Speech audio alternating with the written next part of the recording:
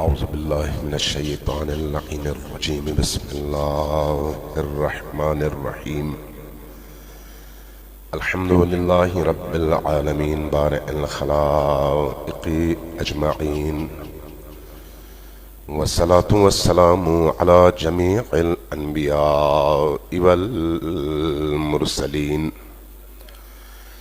سيما من سمي في الآفاق بأحمد وفي الأرض بأبي القاسم محمد.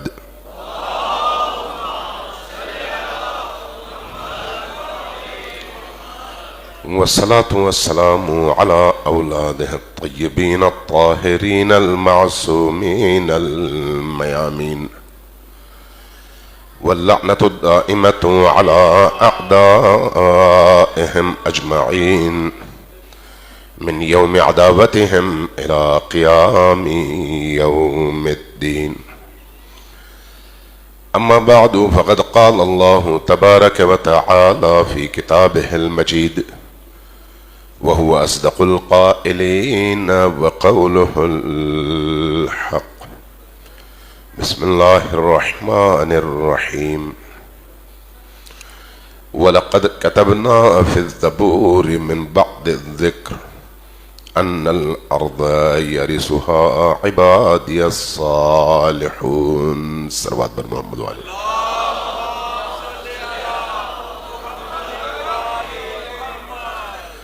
اللہ تبارک و تعالی بانیان مجلس کی تمام حاجات کو قبول فرمائے، اور تمام حاضرین مجلس کی اس مجلس میں تشریف آوری، اور جتنی دیر تک یہاں پر تشریف فرما ہے اور مستفید ہوتے ہیں، ان تمام اوقات، لمحات اور ساعات کو اللہ تبارک و تعالیٰ اپنی بارگاہ میں عبادت شمار فرمائے۔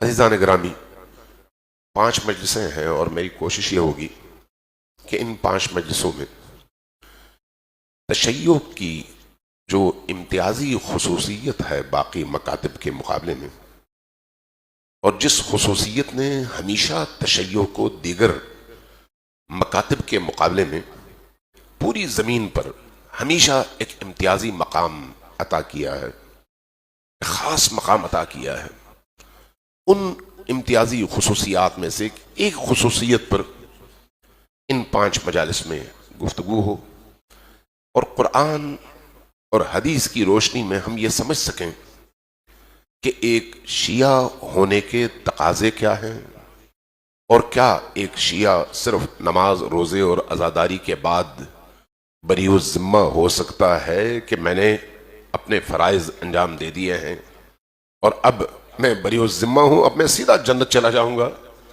یا پھر تشیع کا مطلب ایک ذمہ داری ہے، تشیع کا مطلب رسالت ہے، تشیع کا مطلب اس کائنات میں ایک کردار ہے جو اللہ ان لوگوں کو عطا کرتا ہے جن کے دل میں علی کی ولایت ہوتی ہے۔ لہذا اس موضوع پر انشاءاللہ تعالی کوشش کروں گا کہ ان راتوں میں کچھ نہ کچھ آپ کی خدمت میں عرض کر سکوں۔ جس آیت کو ابھی میں نے سرنامہ کلام قرار دیا ہے، بارہا آپ نے یہ آیت پڑھی ہے اور سنی ہے، وَلَقَدْ كَتَبْنَا، بے شک ہم نے لکھ دیا تھا، کہاں؟ فی الزبور، زبور میں، ان الارض یرثها عبادی الصالحون، کہ اس پوری زمین کو، الارض یعنی پوری زمین، اس کو ہم وراثت کے طور پر ان کے حوالے کریں گے جو صالح ہوں گے۔ ان الارض یرثها عبادی الصالحون، ہماری عبادت کرنے والے لوگوں میں سے ان کے سپرد ہم کریں گے جو صالح اور جو پاک و پاکیزہ ہوں گے۔ کب لکھا تھا؟ زبور جب نازل ہو رہا تھا، اور کہاں پر اب تذکرہ ہو رہا ہے؟ قرآن کریم میں۔ اس کا مطلب یہ ہے کہ یہ اللہ کا ایک منصوبہ ہے، اللہ کی ایک پروگرامنگ ہے۔ اللہ حکیم ہے، اور حکیم کا کام حکمت سے خالی نہیں ہوتا، لہذا ممکن نہیں ہے کہ اس نے اس عالم میں ایک ذرے کو بھی خلق کیا ہو لیکن اس ذرے کی تخلیق کے پیچھے کوئی حکمت کار فرما نہ ہو، یہ ممکن نہیں ہے۔ اس لیے اس عالم میں جو کچھ بھی ہے اس کے پیچھے کوئی حکمت کار فرما ہے، اس کے پیچھے کوئی نہ کوئی وجہ موجود ہے۔ یہ جو ہم عام طور پر سنتے اور بولتے ہیں کہ اتفاق سے ایسا ہوا، اتفاق نام کی کوئی چیز کائنات میں نہیں ہے، اتفاق سے کچھ نہیں ہوتا، جو ہوتا ہے وہ پروگرامنگ کا نتیجہ ہے، منصوبہ بندی کا نتیجہ ہے۔ اس لیے کربلا کا واقعہ جس کی وجہ سے آج آپ یہاں پر ایک لمبے عرصے سے بیٹھ کر عزاداری کر رہے ہیں، وہ بھی کسی اتفاقی اقدام کا رد عمل نہیں ہے، بلکہ اللہ کے ارادے ازلی کے نتیجے میں پیش آنے والا وہ واقعہ ہے جس میں اگرچہ درد ہے، اگرچہ علم ہے، اگرچہ دکھ ہے، اگرچہ ظلم ہے، اگرچہ ستم ہے، اگرچہ ہر طرح کا کرب موجود ہے، لیکن ان تمام تکالیف کے پیچھے ایک ایسا عظیم ہدف ہے جس کا نتیجہ اس پورے عالم پر اللہ کی حکمرانی کا قیام ہے۔ لہذا کربلا بھی کسی کی طرف سے صرف طلب بیعت کا جواب نہیں ہے، اللہ کی اس حکمت ازلی کا حصہ ہے اور اس پلین کا حصہ ہے۔ آپ جب یہ مرکز بنا رہے ہوں گے تو آپ نے زمین لینے سے پہلے تمام چیزیں سوچی ہوں گی کہ ہم نے زمین لینی ہے، اتنی زمین چاہیے، اور اس زمین میں ہم نے ان مقاصد کے لیے ایک بلڈنگ کھڑی کرنی ہے، اور اس بلڈنگ کو کھڑی کرنے کے لیے آپ کو انجینئر بھی چاہیے، آپ کو معمار چاہیے، آپ کو مزدور چاہیے، آپ کو ہر شعبے کا ماہر چاہیے۔ آپ یہ چیزیں اس پورے پلین سے پہلے سوچتے ہیں اور پلاننگ کرتے ہیں، اور اس کے بعد پھر آپ اس بلڈنگ کا آغاز کرتے ہیں۔ جب آپ ایک بندے کی حیثیت سے، ایک عام انسان کی حیثیت سے ایک بلڈنگ بنانے سے پہلے اس کے تمام پہلوؤں پر سوچنے کے بعد ایک کمپلیٹ منصوبہ کاغذ پر لا کر پھر اس پر عمل درآمد کا آغاز زیرو سے کرتے ہیں، تو جس نے آپ کو اتنی عقل اور اتنی سوجھ بوجھ دی ہے، وہ اس عالم کی تخلیق سے پہلے اس نے کیا کچھ دیکھا اور منصوبہ بنایا ہوگا۔ غور کیجئے گا اس بات پر، اس لیے قرآن کریم کی اس آیت پر غور کریں۔ لقد وَلَقَدْ كَتَبْنَا فِي الزَّبُورِ، زبور میں ہم نے لکھ دیا تھا کہ ان الارض یریثها عبادی الصالحون، کہ اس زمین کو ہم ان لوگوں کے سپرد کریں گے جو صالح ہیں لیکن عباد اللہ میں سے ہیں۔ اب سوال یہ ہے کہ زبور کے بعد قرآن اترا، ایک لمبا عرصہ گزرا، قرآن کے اترنے کے بعد 1400 سال گزر گئے، کہاں ہیں وہ عبادی الصالحون؟ کہاں ہیں وہ میراث؟ کہاں ہیں وہ اللہ کے پاک و پاکیزہ بندے؟ اس وقت زمین کس کے حوالے ہے؟ ٹرمپ کے، نیتنیاہو کے، ان فاسد ترین لوگوں کے، جن سے زیادہ فاسد، جن سے زیادہ فاسق، جن سے زیادہ ظالم، جن سے زیادہ کالے اس عالم میں ہو نہیں سکتے، ان کے حوالے ہے۔ اللہ کا منصوبہ کہاں ہے؟ اللہ کا تو منصوبہ یہ تھا کہ زمین کو ان کو وارث بنا کر جن کے حوالے کرنا ہے وہ عبادی الصالحون ہیں۔ تو اس کا مطلب یہ ہے کہ یہ ایک پلین ہے اور اس پلین کا یہ ایک مقدمہ ہے، اور آج ہم جس دور سے گزر رہے ہیں یہ اسی منزل کی طرف بڑھنے کے لیے ایک قدم ہے، اور اس قدم میں ہو سکتا ہے یہ 50 سالہ دور ہو، 60 سالہ دور ہو، 100 سالہ دور ہو۔ ان 100 سالوں میں فرض کریں 1901 سے 2001 تک، فرض کریں 1926 سے 2026 تک، اس 100 سال میں جو لوگ آئیں گے وہ اپنا فریضہ بجا لانے کے بعد نکل جائیں گے، اور پھر جو نئی پود آئے گی وہ وہیں سے اس کا آغاز کرے گی، اور پھر اگلا قدم وہ اٹھائے گی، اس سے اگلی نسل نے آ کر اسی سلسلے کو مزید آگے بڑھانا ہے، تاکہ اس الہی اور عالمی منصوبے کی طرف ہم مجموعی طور پر بڑھ سکیں، جس کے نتیجے میں ایک دن وہ آئے جب پوری زمین سپرد ہو اس کے جس کے انتظار میں کائنات تڑپ رہی ہے. صلوات بھیجیے بر محمد و آل محمد.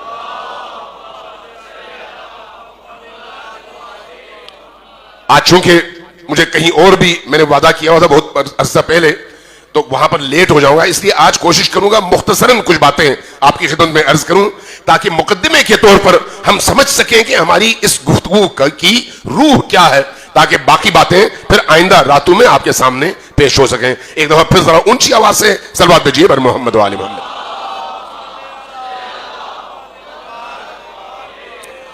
عزیزان گرامی، میں اس وقت یہاں پر آپ کے سامنے ہوں، آپ میرے سامنے ہیں. ہم یہاں پر ابس نہیں آئے، بےہودہ نہیں آئے، صرف ایک مجلس میں شریک ہونے کا ثواب حاصل کرنے کے لیے نہیں آئے. یہ چھوٹا ہدف ہے. ہم اگر یہاں پر آئے ہیں تو ایک کائناتی ہدف کے ساتھ آئے ہیں، بشرطے کہ ہم اس کائناتی ہدف کی طرف متوجہ ہوں. وہ ہدف اللہ کا ہدف ہے. اللہ نے اس لیے اپنے بندوں کو، جن کو وہ اپنا بندہ کہتا ہے، ایک ذمہ داری دے کر بھیجتا ہے، ذمہ داریوں کا تعین کر کے بھیجتا ہے، اور ہم سب انہی ذمہ داروں میں سے ہیں. کیوں؟ اس لیے کہ ہم نے اس گھرانے میں جنم لیا ہے جس گھرانے کا امتیاز، جس گھرانے کی شناخت علی ولی اللہ ہے. جس گھرانے کی شناخت علی ہو، جس گھرانے کی شناخت زہرائے مرضیہ ہو، جس گھرانے کی شناخت حسن اور حسین ہو، جس گھرانے کی شناخت علی سے لے کر مہدی آخر الزمان تک وہ ائمہ ہو جو سب کے سب اس عالم کی تخلیق سے پہلے اللہ کی وہ تخلیق ہے جن کے بعد عالم کو خلق کیا گیا ہے، تو پھر ہمارے اندر بھی وہی روح پیدا ہوگی جو ان کی میراث ہے، اور انہی کے رستے پر چلنے والے کو وہ روح ملتی ہے. لہذا جو یا علی کہتا ہے، جو یا علی کہہ کر میدان میں قدم رکھتا ہے، اس کی روح کو بھی علی ہی کی طرح سے بلند ہونا چاہیے. اس کی فکر کو بھی علی ہی کی طرح سے بلند ہونا چاہیے. اس کے عزائم کو بھی علی ہی کی طرح سے بلند ہونا چاہیے. اس کی روحانی خصوصیات کو بھی علی ہی کی طرح سے پاک و پاکیزہ اور نورانی ہونا چاہیے. اس لیے کہ وہ علی سے وابستہ ہے، علی سے وابستہ ہے. اور علی جس کا امام ہو، اس کے لیے اس سے بڑھ کر فخر کا مقام اور کوئی نہیں ہے. کائنات میں اللہ کی عبودیت اور رسول کی رسالت کے اقرار کے بعد اگر کوئی بلند ترین درجہ ہے، اگر کوئی بلند ترین مقام ہے، اگر کوئی بلند ترین وصف اور فضیلت ہے، تو وہ علی پر ایمان اور علی کے عشق کو دل میں سمونا ہے. اور اللہ نے یہ توفیق آپ کو اور مجھے عطا کیا ہے، اور ہمیں اس بات پر فخر بھی ہے کہ ہم اس قبیلے کے افراد ہیں جس قبیلے کا امام علی ابن ابی طالب ہے. لہذا جب ہم اس اعتبار سے اپنی اجتماعی ذمہ داریوں کا جائزہ لیتے ہیں تو ہم صرف نماز پڑھنے کے لیے نہیں آئے، ہم صرف روزہ رکھنے کے لیے نہیں آئے، ہم صرف ایک حج کر کے واپس آ کر گناہ بخشوانے کے بعد اپنی روٹین کی زندگی میں گم ہو جانے کے لیے نہیں آئے. جو کچھ بھی اس دنیا میں اللہ نے مجھے اور آپ کو عطا کیا ہے وہ سب کا سب وسیلہ ہے، ذریعہ ہے، اور ایک عبوری زندگی کا سامان ہے. لیکن اس عبوری زندگی کے سامان سے ہم نے استفادہ کرتے ہوئے اس عظیم ہدف تک قدم اٹھانا ہے اور پہنچنا ہے جو اللہ کے پیش نظر ہے. اور اللہ نے اس عظیم ہدف کے تحت کربلا کے اس میدان کا معرکہ ہمیں عطا کیا ہے. ابھی جب میں آ رہا تھا، بعض دوستوں نے کہا کہ موجودہ حالات کے حوالے سے گفتگو کی جائے، تو یقین رکھیں کہ یہ جو موضوع ہے اس کا تعلق ماضی سے بھی ہے، حال سے بھی ہے، اور مستقبل سے بھی ہے. مکتب تشیع نام ہی اس مکتب کا ہے جو تمام زمانوں میں، تمام زمینوں پر اللہ کے دین کے احیاء اور قیام کا علم بردار بھی ہے اور فرنٹ لائن کا مکتب بھی ہے. یہ ہو نہیں سکتا کہ آپ مکتب تشیع کے حامل ہوں اور مکتب تشیع کا حامل ہونے کے ساتھ اس تحریک سے ہٹ کر کسی ایسے قافلے میں شامل ہو جائے, کسی ایسے قبیلے میں شامل ہو جائے جس کا کوئی میل, کوئی جول, کوئی تعلق علی کے قبیلے سے نہ ہو. لہذا آج یہ جو مجالس ہیں, ان مجالس کا بنیادی ترین فریضہ کیا ہے؟ جہاں میرے اور آپ کے دل میں کربلا کے درد کو زندہ رکھ کر مجھے نورانی کرنا اس پورے عمل کا اور پروسیس کا فرض ہے, حصہ ہے, وہیں پر مجھے شعور دے کر, مجھے ادراک دے کر, مجھے حالات کے مطابق اپنی ذمہ داری کے ادا کرنے کا پابند بنا کر علی کا پیروکار بنانا, حسن اور حسین کا پیروکار بنانا اور اپنے وقت کے امام کے ظہور کے لیے مجھے آمادہ کرنا, اسی عزاداری کی ان مجالس کی ذمہ داری ہے. کربلا ماضی نہیں ہے. جہاں کربلا 61 ہجری کے واقعے کا نام ہے, اس 61 ہجری کے واقعے سے آج کو جوڑنے کا نام کربلا ہے, اور آج سے آنے والے مستقبل کو جوڑنے کا نام کربلا ہے. اگر آغاز کربلا ہے تو انتہا ظہور ہے. ظہور اسی کربلا کے مقصد کی تکمیل کا نام ہے. لہذا اس ظہور کے لیے مجھے بھی تیار ہونا ہے اور آپ کو بھی تیار ہونا ہے.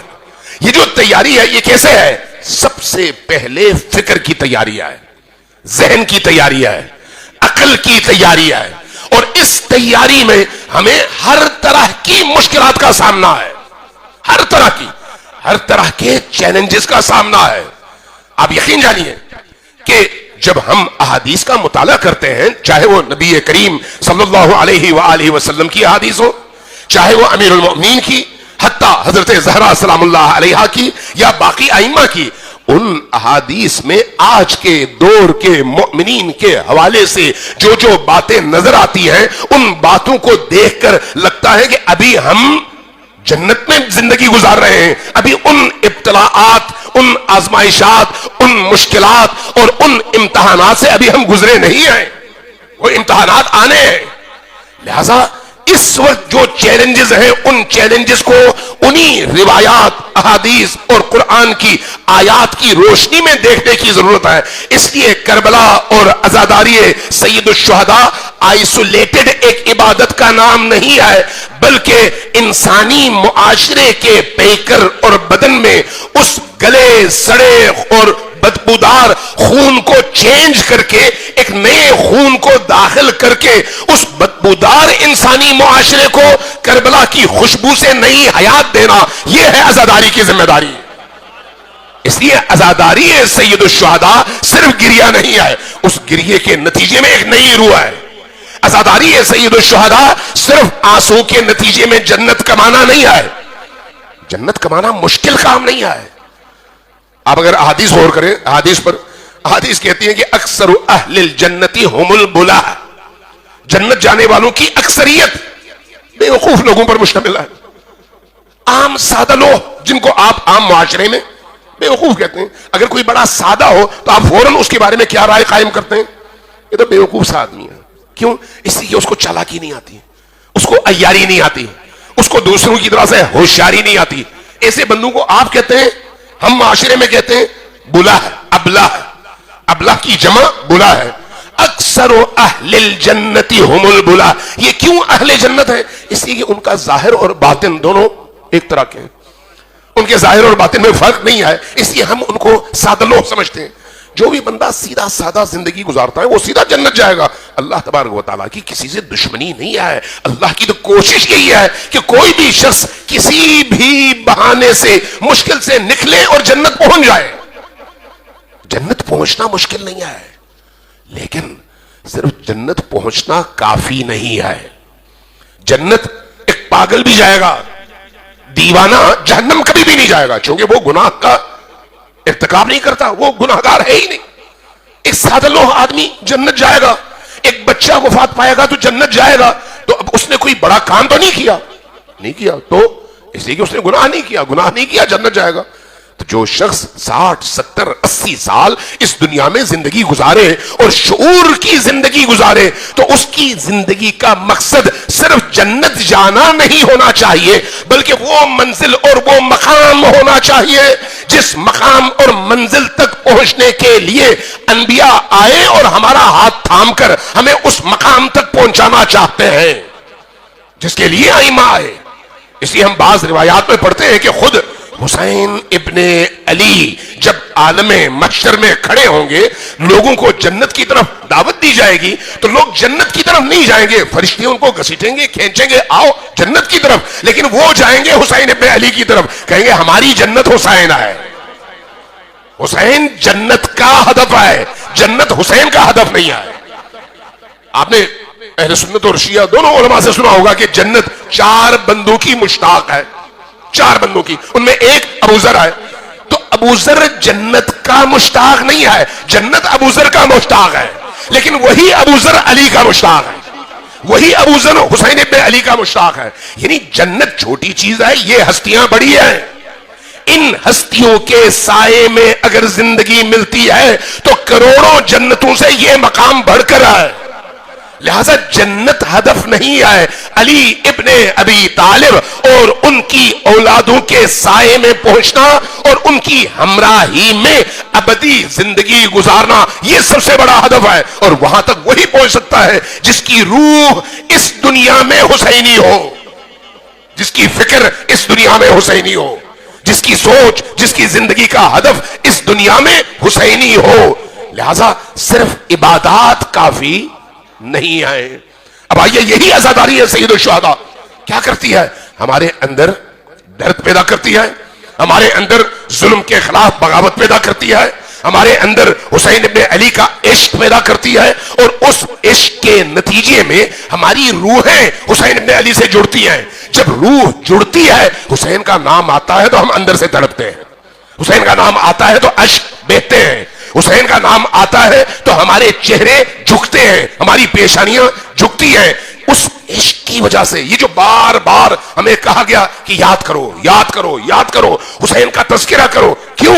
ثواب کے لیے نہیں، ثواب چھوٹی چیز ہے، چھوٹی چیز ہے۔ یہ جو ہم عزاداری سید الشہداء کرتے ہیں، یہ جو ہم حسین کے عشق میں سفر کرتے ہیں، یہ جو ہم حسین ابن علی کی زیارت کے لیے گھر سے نکلتے ہیں، آپ کو معلوم ہے کیوں اتنا زیادہ ثواب اس کا رکھا گیا ہے؟ وہ جو منصوبہ ہے خدا کا، اس منصوبے میں اس عمل کا ایک بہت بڑا رول ہے، اس عالمی منصوبے میں اس عمل کا ایک بہت بڑا رول ہے۔ وہ عالمی منصوبہ کیا ہے؟ انسانوں کے اندر غیرت اور حمیت، جرأت اور بہادری، استقامت اور سربلندی کے جذبے کو اس مقام تک پہنچا دیا جائے کہ وہ اپنے زمانے کے حسین کے ساتھ میدان میں ہزاروں بار سر کٹانے کے لیے تیار ہونے کو کھڑے ہوں۔ اس مقام تک یہ عزاداری اس کو پہنچائے۔ کب پہنچائے گی؟ جب بار بار حسین کے ذکر سے ہم اپنی فکروں اور اپنی روحوں کو نورانی کریں۔ یہ جو کثرت ذکر ہے، یہ کیا کرتا ہے؟ کثرت ذکر کا عمل انسان کی روح کو جوڑتا ہے۔ اب یہ میڈیا کا زمانہ ہے، پروپیگیشن کا زمانہ ہے، مارکیٹنگ کا زمانہ ہے۔ آپ یہاں سے نکلتے ہیں، آپ سڑک پہ دیکھیں، آپ کو ہزاروں بل بورڈز نظر آئیں گے۔ یہ بل بورڈز کس چیز کے ہیں؟ آپ کی زندگی میں استعمال ہونے والی مختلف چیزوں کی تشہیر کے لیے۔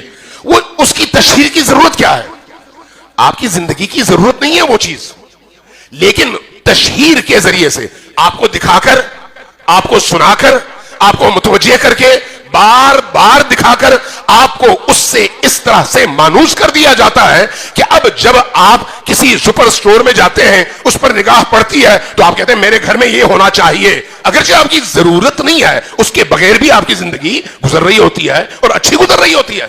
لیکن تبلیغات، تذکرہ، بار بار دکھانا، بار بار سنانا، بار بار بلوانا، بار بار اس سے آپ کو آشنا کرنا کس لیے ہوتا ہے؟ تاکہ آپ اس چیز کو اپنی زندگی کی ضرورت بھی بنا لیں اور اپنی زندگی کا حصہ بھی بنا لیں۔ یہ ایک نفسیاتی کیفیت ہے۔ اللہ تبارک و تعالیٰ نے انبیاء کے تذکرے اور قرآن کی تلاوت اور حسین کے عشق کو اس لیے ہمارے سامنے رکھا کہ ان کے ذریعے سے ہماری روحیں اتنی بلند ہو کہ شب و روز ہماری سوچ حسینی سوچ بنے، ہماری فکر قرآنی بنے، ہمارا ہدف انبیاء قرار پائے۔ آشنائی، مانوسیت اور بار بار تذکرہ۔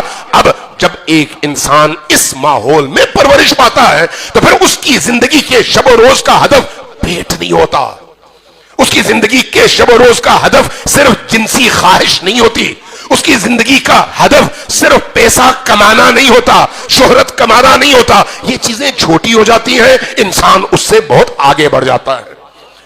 عزاداری ہے سید الشہداء میں، یعنی عشق حسین۔ عشق حسین، اب اگر آپ نبی کریم سے لے کر امام حسن العسکری تک ان تمام ائمہ کی روایات کو دیکھیں، عجیب ہے۔ ایک کتاب ہے، آپ سے عرض کروں گا، پتہ نہیں اردو میں اس کا ترجمہ ہوا ہے یعنی، ابن قولبی بہت بڑی شخصیت ہے محدثین میں، انہوں نے یہ کتاب لکھی ہے، اور کتاب کامل الزیارات کے نام سے ہے عربی میں۔ اس میں تقریباً 750 حدیثیں ہیں۔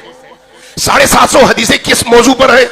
نبی کریم صلی اللہ علیہ وآلہ وسلم سے لے کر امام حسن العسکری تک ان ہستیوں کی محبت، ان کی زیارت، ان کے عشق، ان سے اٹیچمنٹ اور ان کی بارگاہ پہ حاضری، ان سے توسل، اس حوالے سے یہ ساری احادیث ان میں موجود ہیں۔ 750 احادیث۔ کتنی شخصیات؟ تقریباً 14، نبی کریم سے لے کر امام زمان تک 14 شخصیات کے بارے میں۔ لیکن حیرت کا مقام یہ ہے کہ باقی 13 شخصیات کے بارے میں جتنی احادیث ہیں ان کی تعداد ہے 250 ٹوٹل۔ 13 شخصیات نبی کریم سے لے کر امام زمان تک 13 شخصیات کے بارے میں ٹوٹل 250 حدیثیں ہیں، لیکن ایک حسین ابن علی کے حوالے سے 500 حدیثیں ہیں۔ کیوں؟ اس لیے کہ تمام معصومین کا، نبی کریم سے لے کر آخری حجت تک تمام معصومین کا اس بات پر زور رہا کہ ہماری زندگیوں کا محور حسین ابن علی کو ہونا چاہیے۔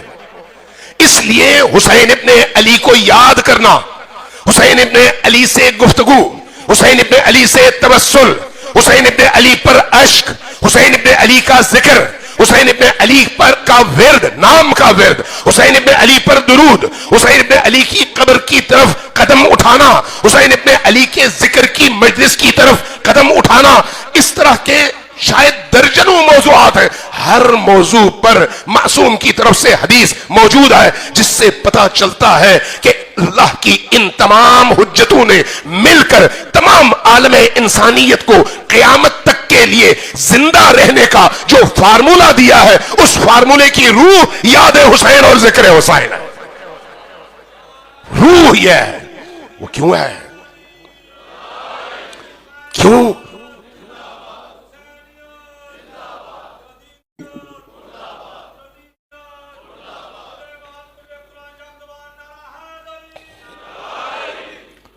میں 2 احادیث بیان کر کے اپنی گفتگو ختم کروں گا، صرف 2 حدیثیں۔ مثلا ایک حدیث ہے کہ جب آپ حسین ابن علی علیہ السلام پر ایک قطرے اشک بہاتے ہیں تو اللہ تبارک و تعالی اس اشک کے قطرے میں اتنی قوت پیدا کرتا ہے کہ جہنم کی پوری آگ کو وہ قطرہ بجھا سکتا ہے۔ حسین ابن علی، وجہ کیا ہے؟ حسین ابن علی۔ حدیث ہے، فرمایا کہ جو شخص حسین ابن علی کی زیارت کے لیے قدم اٹھاتا ہے اور پیدل چلتا ہے، 2 قدم چلے یا 2000 قدم چلے یا 2 لاکھ قدم چلے، وہ جو ایک قدم اٹھاتا ہے، صرف ایک قدم، یہ حدیث امام باقر علیہ السلام سے منقول ہے، ایک قدم اگر اٹھاتا ہے تو اللہ تبارک و تعالی اس ایک قدم کے عوض ایک کام کرتا ہے، وہ یہ کہ اس کا ایک گناہ ختم کر دیتا ہے، دوسرا کام کرتا ہے کہ اس کے درجات میں 1 درجے کا اضافہ کر دیتا ہے، اور ایک تیسرا کام کرتا ہے۔ وہ کیا ہے؟ وہ یہ ہے کہ اس کو اس ایک قدم کے عوض 1 قبول شدہ، 1000 قبول شدہ حج اور 1000 قبول شدہ عمروں کا ثواب عطا کرتا ہے۔ تعجب کی بات ہے، ایک زیارت حسین، زیارت حسین کے لیے اٹھتے قدموں کا صلہ یہ ہے، کیا اسی پر بس ہے؟ نہیں، بلکہ حدیث یہ کہتی ہے کہ جب ایک انسان اپنے گھر سے حسین کی طرف چلتا ہے تو اس کے ایک قدم کے عوض اللہ تبارک و تعالی اس کو ثواب جو عطا کرتا ہے وہ کیا ہے؟ حضرت اسماعیل کی نسل میں سے، یعنی اولاد اسماعیل میں سے، اولاد اسماعیل میں سے ایک فرد کو غلامی سے آزاد کرانے کا ثواب حسین کی زیارت کے لیے اٹھتے والے ایک قدم کے عوض میں ملتا ہے۔ آپ جب کربلا جاتے ہیں تو کربلا میں آپ کربلا سے نکل کر مسیب جاتے ہیں حضرت عقیل کے فرزندوں کی بارگاہ میں، اور وہاں پر ان کی زیارت کرتے ہیں تو اس زیارت نامے میں ایک جملہ پڑھتے ہیں، وہ کیا ہے؟ السلام علیکم یا اولاد ابراہیم یا اولاد اسماعیل یا ابناء اسماعیل، اے اسماعیل کی اولادوں آپ پر میرا سلام ہے۔ یہ حدیث کیا کہتی ہے؟ یہ حدیث کہتی ہے کہ جس طرح سے حضرت عقیل کے دونوں بیٹوں کی زیارت کے لیے آپ جا کر اعتراف کرتے ہیں کہ آپ اولاد اسماعیل ہیں، اب اگر ان اولاد اسماعیل کو کوئی غلام بنا لے، قید کر لے، تو آپ کے اٹھتے ہوئے ایک قدم کا ثواب یہ ہے کہ گویا آپ نے ان فرزندوں کو غلامی سے آزادی دلائی ہو۔ آپ تصور کر سکتے ہیں کہ کتنا بڑا ثواب ہے۔ یہ سارا ثواب کیوں ہے؟ یہ سارا ثواب جنت کے لیے ہے؟ نہیں، یہ سارا ثواب اس لیے ہے کہ ہمارے دل مطمئن ہو کہ جس رستے پر ہم ہیں یہ رستہ کامیابی کا رستہ ہے، جس رستے پر ہم چل رہے ہیں یہ ایک انتہائی مقدس سفر کا رستہ ہے، اور اس رستے کی انتہا ایک انتہائی عظیم مقصد پر جا کر ختم ہوتی ہے۔ اس مقصد پر بعد میں بات کریں گے وہ مقصد کیا ہے، لیکن اس مقصد تک جانے کے لیے اس راہ پہ چلنے کی قیمت دینی پڑتی ہے۔ اس راہ پر چلنے کی جو قیمت دینی پڑتی ہے وہ کبھی جان ہے، کبھی آبرو ہے، کبھی پیسہ ہے، کبھی وطن ہے، کبھی گھر بار ہے، کبھی اولاد ہے، کبھی جیل ہے، کبھی شہادت ہے، کبھی قطع اعضاء بدن ہے۔ یعنی انسان اس منزل تک پہنچنے کے لیے حسین ابن علی کی اس راہ پر جب چلتا ہے تو ان مراحل سے گزرتا ہے، اور جو جو قربانیاں وہ دیتا چلا جاتا ہے اسی حساب سے حسین ابن علی کے قریب سے قریب تر ہوتا چلا جاتا ہے۔ لہذا عزاداری سید الشہداء شارٹ کٹ نہیں ہے، عزاداری سید الشہداء صرف ثواب کمانے کا ذریعہ نہیں ہے، عزاداری سید الشہداء حسینی بننے کا ذریعہ ہے۔ عزاداری سید الشہداء حسین ابن علی کی روح کو ان تمام عزاداروں کے وجود میں زندہ کر کے انہیں کربلا کے ان 72 شہداء کے درمیان کھڑا کرنے کا ذریعہ ہے۔ صلوات وجیب بر محمد و آل محمد۔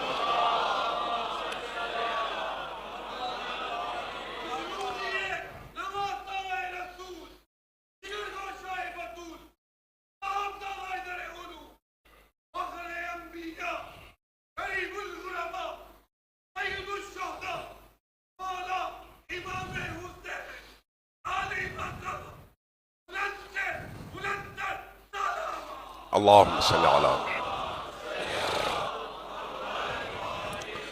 اس لیے عزیزان گرامی، جب آپ ان مجالس میں آئیں، بس میں اختتام کی طرف جا رہا ہوں، جب آپ ان مجالس میں آئیں تو یہ سوچ کر نہ آئیں کہ یہ فلان صاحب کی دعوت ہے، آج میں ان کی دعوت پر جاؤں گا تو کل وہ میری مجلس میں بھی آئیں گے۔ یہ عبادت نہیں ہوگی، یہ کاروبار ہوگا۔ حسین کا ذکر کاروبار نہیں ہے، عبادت ہے۔ حسین کا ذکر دنیا میں بھی اور آخرت میں بھی انسان کے معراج انسانیت تک پہنچانے کا ذریعہ ہے۔ حسین کا ذکر انسان کو اس کی روح کو جلا عطا کرتا ہے۔ حسین کے ذکر کے نتیجے میں اس کی برکتوں پر میں اگر گفتگو شروع کر دوں تو پھر میرا خیال ہے ساری بات کی مجلسیں اسی پر ختم ہو جائیں گی۔ میں صرف نقطے 3-4 نقطے عرض کرتا ہوں۔ یہ حسین کا ذکر ہے جو آپ کی زندگی کو نورانی بنا دیتا ہے۔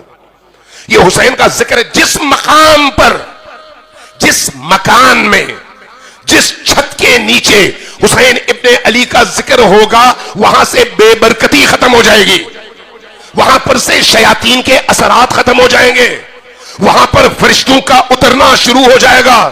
یہ روایت بیان کر رہا ہوں کہ جب کسی چار دیواری کے اندر حسین ابن علی کی مجلس ہوتی ہے تو اس مجلس میں روایت کہتی ہے کہ فرشتے اترتے ہیں اور باری باری اترتے ہیں. جب مجلس ختم ہوتی ہے تو آخری جو فرشتوں کا پورا غول اترتا ہے دیکھتا ہے کہ مجلس ختم ہو گئی ہے تو روایت کہتی ہے کہ وہ فرشتے اس چار دیواری کے اندر داخل ہو کر ان دیواروں سے اپنے آپ کو مس کر کے برکت لیتے ہیں جن دیواروں سے حسین کے ذکر کی آواز ٹکرائی ہے. حسین کا ذکر ایسا ہے, حسین کے ذکر کی برکتیں ایسی ہیں. اس لیے حسین کے نام پر جب آپ ایک گلاس پانی کا پلاتے ہیں تو وہ گلاس پانی کا دوسرے پانیوں سے مختلف ہے. ایک لقمہ کھانے کا کھلاتے ہیں تو یہ لقمہ دوسرے کھانے سے مختلف ہے. حسین سے جو بھی چیز جڑ جائے وہ دوسری چیزوں سے مختلف ہو جاتی ہے. لہذا حسین ابن علی کے اس ذکر کی مجلس کو اس پاکیزگی اور روحانیت کے ساتھ منعقد کرنے کی کوشش کریں, اور اس کے لیے جب بھی جہاں پر بھی جائیں تو اخلاص کے ساتھ جائیں. اخلاص کے ساتھ, اخلاص کے ساتھ کیسے؟ وضو کر کے, بغیر وضو کے نہیں, وضو کر کے. اور جب کہیں پر آپ ایک گلاس, یہی جو آپ کو شربت پلائی جاتی ہے, پانی پلایا جاتا ہے, جو بھی امام حسین کے نام پر نیاز ہے, اگر وہی گلاس پانی کا آپ پیتے ہوئے کہتے ہیں صلوات اللہ علی الحسین, تو روایات کہتی ہیں جہنم کی آگ آپ پر حرام کر دی جاتی ہے. چھوٹی بات نہیں ہے, یہ افسانے نہیں ہیں. حسین ابن علی کا مقام ہے. کیوں؟ اس لیے کہ اس حسین ابن علی نے جو قربانی دی, اس قربانی میں اپنی پوری ہستی دے دی اور نتیجتاً دین کو زندگی عطا کی. اس لیے اللہ تبارک و تعالیٰ نے بھی حسین ابن علی کے تذکرے میں یہ جان ڈال دی کہ اب اگر کوئی شخص حسین ابن علی کی بارگاہ میں آتا ہے اور حسین کی رضا حاصل کرتا ہے تو اللہ کو حسین کی رضا مقصود ہے. اللہ اس کی رضا دیکھ کر, یعنی حسین ابن علی کی رضا دیکھ کر اس کے مطابق اس عزادار اور حسین کے محب کے ساتھ وہ رویہ اختیار کرتا ہے جو حسین چاہتے ہیں. اور حسین کبھی بھی کسی کا بھی قرض نہیں رکھتے. کوئی شخص اگر صرف ایک دفعہ کہے السلام علیکہ یا ابا عبداللہ, ایک دفعہ, اس کے اسی ایک دفعہ سلام کے جواب میں حسین اس کو عطا کرتے ہیں, عطا کرتے ہیں. یہ جو مجالس ہیں, ان مجالس کو اس لیے معمولی نہ لیں, بہت عظیم عبادت ہے. دیکھیں عزاداری ہے سید الشہداء میں آپ آنسو بہاتے ہیں, نماز میں بھی کبھی آنسو بہائے نہیں. چونکہ آنسو نہیں بہائے اس لیے وہ نماز پتہ نہیں چھت سے اوپر گئی یا نہیں گئی, لیکن عزاداری ضرور گئی ہے. کیوں؟ اس لیے کہ یہاں پر نہ آپ کے اندر ریاکاری تھی, نہ آپ کے اندر بناوٹ تھی. یہ جو آپ کے آنسو بہے ہیں یہ اوریجنل آنسو تھے, بناوٹ کے نہیں.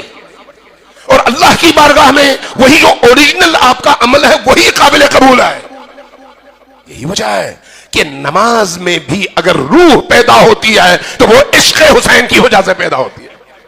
حج میں بھی اگر روح پیدا ہوتی ہے تو عشق حسین کی وجہ سے پیدا ہوتی ہے. صلوات بھیجیے پر محمد و آل محمد.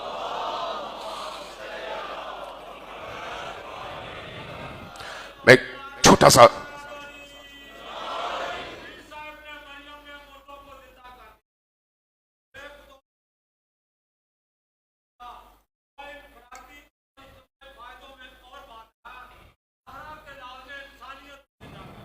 جزاکم اللہ,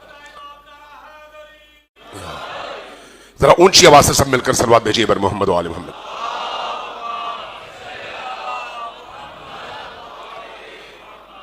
عزیزان محترم, آئیے کربلا والوں کی بارگاہ میں دل سے ایک سلام عرض کریں. کربلا واقعی ایک ایسی حقیقت ہے, اگر کسی دن ہماری آنکھوں کے سامنے سے پردے ہٹ جائیں اور ہم صرف کربلا کی ایک جھلک دیکھ پائیں, زمین کی بات نہیں کر رہا, بلڈنگ کی بات نہیں کر رہا, کربلا کی روح, وہ کربلا جو 10 محرم کے عصر کے موقع پر ان مظلوموں کے ساتھ پیش آنے والے واقعات پر مشتمل ہے.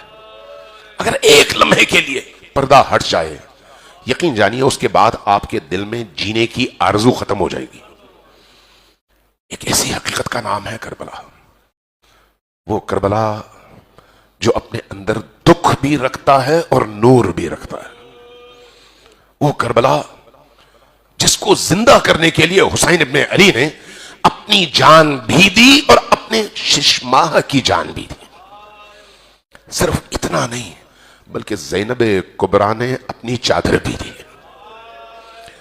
کسی شاعر نے، فارسی شاعر نے کہا ہے کہ کربلا در کربلا می مرد اگر زینب نبود، اگر کربلا میں زینب نہ ہوتی تو کربلا کو کربلا ہی میں موت آ گئی ہوتی۔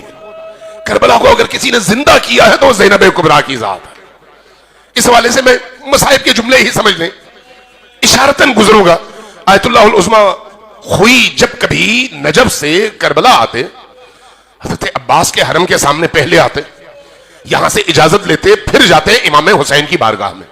اس زمانے میں باب القبلہ میں ذریح کے بالکل سامنے باہر ایک بڑا سا حوض ہوتا تھا، آپ میں سے جو بزرگ اس زمانے میں گئے ان کو یاد ہوگا، اور حوض میں پانی ہوتا تھا، درمیان میں ایک ستون اور اس کے ایک مشکیزہ اور علم، اور مشکیزے سے پانی چھد چھد کر اس حوض میں بھرا ہوتا تھا۔ وہاں پر کھڑے ہوتے ہیں، کھڑے ہو کر قبر حضرت عباس کی طرف رخ کرتے ہیں۔ عجیب ہے، 3 جملے کہتے ہیں، لیکن یہی 3 جملے دلوں کو آگ لگانے کے لیے بہت ہیں۔ 3 جملے صرف۔ پہلا جملہ قیامت کا جملہ تھا۔ پہلا جملہ کیا کہتے ہیں؟ کہتے ہیں السلام علیک یا شباب الحسین، اے حسین کی جوانی عباس، آپ پر میرا سلام۔ آپ جب تک زندہ تھے حسین جوان تھے، کمر سیدھی تھی، جیسے ہی آپ شہید ہو گئے حسین کی کمر جھک گئی اور ان پر ضعیفی طاری ہو گئی، آپ ان کی جوانی تھے۔ دوسرا جملہ کہتے ہیں، دوسرا جملہ پہلے جملے سے زیادہ دردناک جملہ ہے۔ کیا فرماتے ہیں؟ فرماتے ہیں السلام علیک یا حجاب زینب، اے زینب کے حجاب عباس، آپ پر میرا سلام ہو۔ جب تک آپ زندہ تھے زینب کا حجاب سلامت تھا، لیکن جیسے ہی آپ شہید ہو گئے زینب کا حجاب لٹنے کا وقت آ گیا۔ اب زینب کہتی تھی کہ اب حجاب لٹنے لگا ہے، اس لیے یہ عباس نہیں ہے۔ تیسرا جملہ ان 2 جملوں سے زیادہ سخت ہے اور صاحبان اولاد کے لیے ہے، جن کے گھروں میں معصوم بچے اور بچیاں ہوں۔ کیا تھا؟ فرماتے السلام علیک یا ساق السکینہ، اے سکینہ کے ساقی عباس، آپ پر میرا سلام ہو۔ اس لیے کہ جب تک آپ تھے سکینہ کی پیاس سلامت تھی اور سکینہ العطش العطش کی ندائیں بلند کر رہی تھی۔ جب پتا چلا کہ عباس پانی لینے جا رہے ہیں تو سکینہ نے مختلف خیموں سے چھوٹے چھوٹے ان معصوم بچوں کو اپنے خیمے میں جمع کیا۔ تعداد بعض راویوں نے 22 سے 28 تک بیان کیا ہے، کہا یہ سارے بچے خیمے سکینہ میں جمع ہوئے، ان کے ہاتھوں میں چھوٹے چھوٹے کٹورے تھے اور ان کی آس سکینہ تھی اور سکینہ کی آس عباس تھے۔ سکینہ نے ان سے یہی کہا تھا کہ بچوں آؤ، میرے چچا جا رہے ہیں، ابھی پانی لے کر آتے ہوں گے اور تمہاری پیاس بجھے گی۔ لیکن کچھ دیر بعد ایک ندا بلند ہوئی۔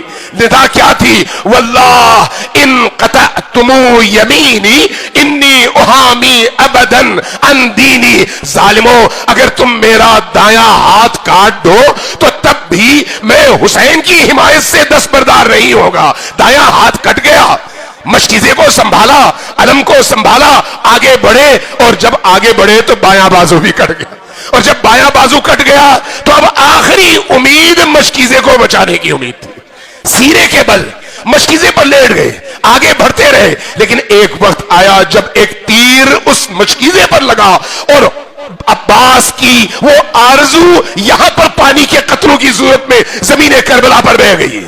اور جب ایسا ہوا تو پھر عباس کے گھوڑے کا رخ خیمے کی جگہ خیمے کے مخالف سمت میں مڑ گیا۔ اب جب یہ آوازیں آئیں اور ایک وقت عباس کی آواز حضرت امام حسین کے کانوں سے ٹکرائی کہ مولا حسین اب آئیے اپنے بھائی کے سرانے۔ آواز خیمے میں بھی گئی. جب سکینہ کو یہ آواز سننے کو ملی اور پتا چلا کہ عباس گھوڑے سے گر گئے ہیں تو سکینہ کی ندا بلند ہوئی. کیا کہا؟ چچا جان ہمیں پیاس نہیں لگی، آپ آئیے، ہمیں پانی نہیں چاہیے.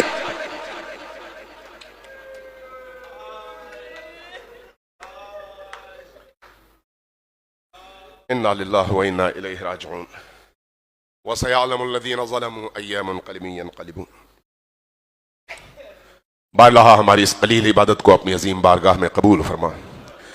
بارہا جن عزیزوں نے اس مجلس کا اہتمام کیا ان کی تمام خواہشات اور آرزوؤں کو قبول فرما. ہم سب کے تمام مرحومین کو اور بانی مجلس کے تمام مرحومین کو جوار رحمت میں، جوار حسینی میں جگہ عطا فرما. بارہا ہمارے قلوب کو ذکر حسین سے، حب حسین سے، عشق حسین سے نورانی فرما. بارہا ہماری زندگی کا آخری سلام حسین کے نام پر مختص فرما. بارہا جب مرنے لگے علی کی زیارت نصیب فرما، قبر میں حسین کی شفاعت نصیب فرما، محشر میں بی بی دو عالم کا سایہ نصیب فرما. خدایا اس وقت حق اور باطل کا لشکر آمنے سامنے ہے، حق کے لشکر کو باطل پر فتح و کامیابی نصیب فرما، باطل کے لشکر کو نیست و نابود فرما. خدایا لبنان سے صنعاء تک، صنعاء سے بغداد تک، بغداد سے تہران تک جتنے مجاہدین عالم کفر، عالم نفاق اور عالم شرک کے مقابلے میں پوری استقامت کے ساتھ کھڑے ہیں، ان سب کو فتح و نصرت عطا فرما اور ان کی حفاظت فرما. امام زمان کے ظہور میں تاجیل فرما، ہمیں ان کے آوان و انصار میں شمار فرما. ربنا تقبل منا انک انت السمیع العلیم. ان دعاؤں